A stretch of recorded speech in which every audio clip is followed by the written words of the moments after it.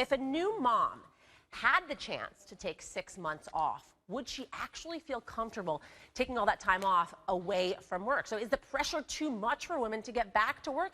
And are they afraid maybe their job won't be there if they take too much time off? Christy is back for me with this discussion. You have 3 children. What was your experience with maternity leave? I had a great experience. I mean, here I had them all while I was here working for CNN and HLN, and I think I got 2 months off at the time. They've upped it to 3. And this is a very family-friendly organization. I think that's key for people, you know, to know that you're welcome back, that it's going to be fine, that they support you while you're gone. And that was my reaction. But I put this out on Instagram, on Facebook, on Twitter. I got all kinds of reactions from people. Some outright saying, I would be really concerned about the security of my job. Well, and it's nerve-wracking if you're a career woman, right, for so long, and then 6 months is a lot of time to take off. But in Canada, and this was something else they pointed out, in Canada you get a year. Yeah. And you are guaranteed your job back. And a lot of people are saying that time is necessary for mom and baby bonding, and they even have paternity leave. But that might be the big Canada. difference, and that's Canada and the United States. Our system is a lot different, right? And our society is a lot different, and our ideals are different. But it meant that's what sparked the conversation. People wondering, hey, you know, should there be some changes? Yeah, let's bring in our guest to talk more about this. Faye Demoishant, founder of socialskills.com. Welcome back, Faye. And popular blogger Jill Martin-Wren are joining us now via Skype. Faye, we talked to you yesterday briefly. You had a baby 3 weeks ago. You are back to work. You yourself are a small business owner. And you think 3 months would be ample time for a woman? Well, I absolutely do. I mean, yeah, sure. Would I love to have 6 months? Would I love to have a year? Absolutely. But it's just not feasible. We live in such a fast-paced world, and there are a great deal of pressures on us as women, and let alone men, to keep things going and to kind of be in the game. And for me, there's absolutely no way I could take 6 months off. And I think that for many women, if given the opportunity to take 6 months off, while in theory I think it's spectacular, I really question whether women would take the full 6 months off.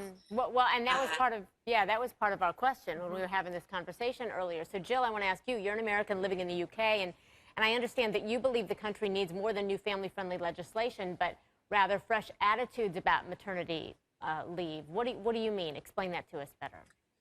Well, it's true, because I know a lot of people who took the full paid 6 months, and many who also took a year, because you can take another 6 months unpaid, and you're guaranteed not necessarily the same job, but you're guaranteed a job at your organization at the end of that year. However, as you were all saying, that the real story can be very different. I know women who complain that they went back after 6 months and found that colleagues had gotten promoted while they were out, or that they weren't offered the kind of projects they wanted to at the end of the maternity leave because they were told, well, you're a parent now, you probably won't be able to commit as much. So anecdotally, it's a slightly different story.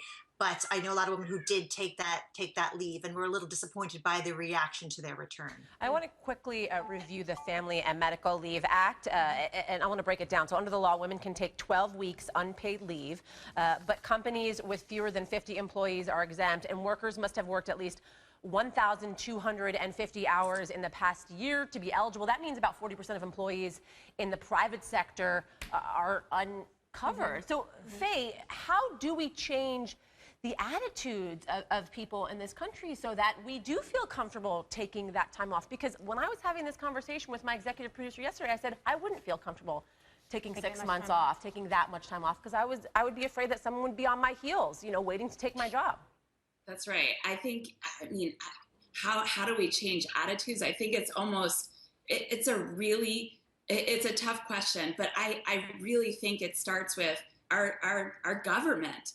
I mean, our government has got to support this, and that's where it's got to start from. It's got to start from our president to our government, making changes in laws and really supporting women when they take the time off that's needed to rear our future. I mean, if we're really focused on our future and the future of our children in schools and whatnot, it starts with the first days when a child is born. I mean, those are the most critical days of any human being's life. Right, Jill, last word. Oh, I'm so sorry. Jill, last word. Sorry, Faye. Last could weekend go is on. important.